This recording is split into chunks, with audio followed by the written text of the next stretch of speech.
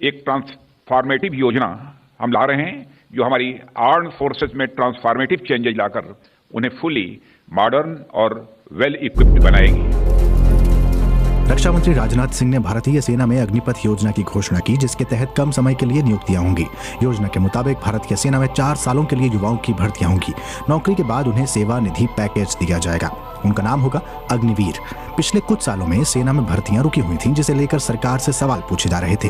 पूछने वालों में कई युवा थे, जिनके लिए सेना में भर्ती जीवन का बड़ा सपना और नौकरी का महत्वपूर्ण जरिया होता है। सरकार ने अपनी घोषणा में दुर्घटना या मृत्यु की स्थिति में अग्निवीरों को पैकेज दिए जाने की बात भी की। राजनाथ सिंह ने अग्निपथ योजना को सेना को आधुनिक कायापलट कर देने वाला कदम बताया। उन्होंने कहा कि इस योजना से नौकरी के मौके बढ़ेंगे और सेवा के दौरान अर्जित हुनर और अनुभव उन्हें विभिन्न क्षेत्रों में नौकरी भी उपलब्ध कराएगा। ऐसे में सवाल उठता है कि क्या अग्निपथ योजना भारतीय सेना की शक्ल बदल देगी? सरकार की माने तो योजना का मकसद युवाओं में राष्ट्रीयता की भावना मजबूत करना, भारतीय सेना के चेहरे को युवा शक्ल देना, युवाओं को भारतीय सेना में सेवा देने की आकांक्षा को पूरा करना है। योजना के आलोचक इसे एक गलत कदम बता रहे हैं, जो भारतीय सेना के परंपरागत स्वरूप से छेड़खानी कर रहा है और जिससे सैनिकों के हौसले पर असर पड़ सकता है। रिटायर्ड मेजर जनरल शिवनान सिंह इसे मूर्खतापूर्ण कदम बताते हैं और कहते हैं, पैसा बचाना अच्छा है, लेकिन इसे रक्षा सेना की कीमत पर नहीं किया जाना चाहिए। माना जा रहा है कि इस सरकारी कदम का मकसद भारतीय सेना पर वेतन और पेंशन के बोझ को कम करना है। भारतीय सेना का नवीनीकरण कैसे किया जाए, इस पर बहस लंबे समय से चलती रही है। भारतीय सेना में 68% उपकरण पुराने हैं, 24% उपकरण आज के और 8% state of the art category के हैं। वजह साफ है, साल 2021-22 में रक्षा बजट का 54% तनख्वाहों और पेंशन पर खर्च हुआ था, 27% कैपिटल खर्च पर यानी नए कामों को अंजाम देने में। बाकी का खर्च स्टोर, उपकरणों की देखभाल, सीमा पर सड़कें, रिसर्च, प्रबंधन पर हुआ। सरकार की घोषणा ऐसे वक्त पर आई है जब देश में नौकरी का न मिलना एक बड़ी समस्या है। भारतीय अर्थव्यवस्था पर नजर रखने वाली संस्था CMIE के महेश व्यास के मुताबिक भारत में बेरोजगारी एक गंभीर समस्या है, क्योंकि जिस दर पर लोगों को नौकरी की जरूरत है, रोजगार उस तेजी से नहीं बढ़ रहा है। रिटायर्ड मेजर जनरल शिवनान सिंह के मुताबिक भारतीय सेना में किसी का 4 साल के लिए शामिल होना बहुत कम समय है और अगर यह अच्छा आइडिया था तो इसे चरणों में लागू किया जाना चाहिए था। चिंता यह भी है कि इतने कम वक्त में कोई युवा मिलिट्री ढांचे स्वभाव से खुद को कैसे जोड़ पाएगा।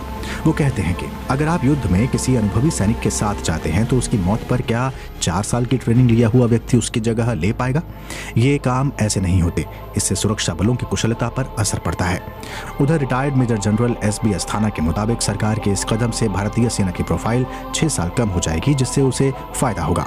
वो कहते हैं, अगर आप लोगों को ITI से लेते हैं तो वो तकनीकी रूप से अच्छे होंगे। पुराने लोगों को तकनीकी तौर पर सशक्त करना मुश्किल होता है। ये पीढ़ी तकनीकी मामले में ज्यादा सक्षम है।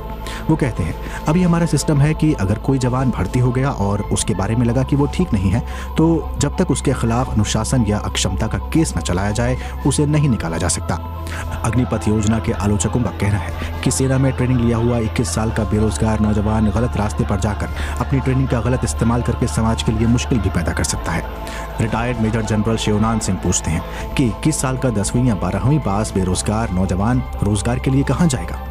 उनकी राय है कि युवाओं को 11 साल के लिए सेना में शामिल किया जाए, ताकि वो कम से कम 8 साल तक अपनी सेवाएं दे सकें और 8 साल बाद उन्हें आधी पेंशन देकर जाने दिया जाए।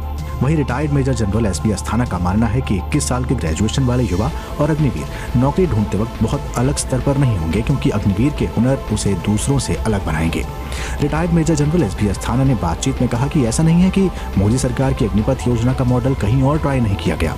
वो इसके लिए इसराइल का उदाहरण देते हैं।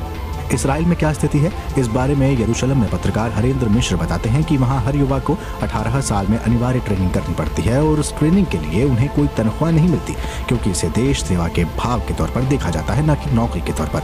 महिलाओं के लिए ये ट्रेनिंग 2 साल की होती है, जबकि पुरुषों के लिए 4 साल की। इस ट्रेनिंग के दौरान मात्र जेब खर्च दिया जाता है। चूंकि ये ट्रेनिंग सभी को करनी पड़ती है, तो ऐसा नहीं होता कि ट्रेनिंग के बाद पढ़ाई में कोई आगे निकल गया हो। भारत न्यूज़, हर खबर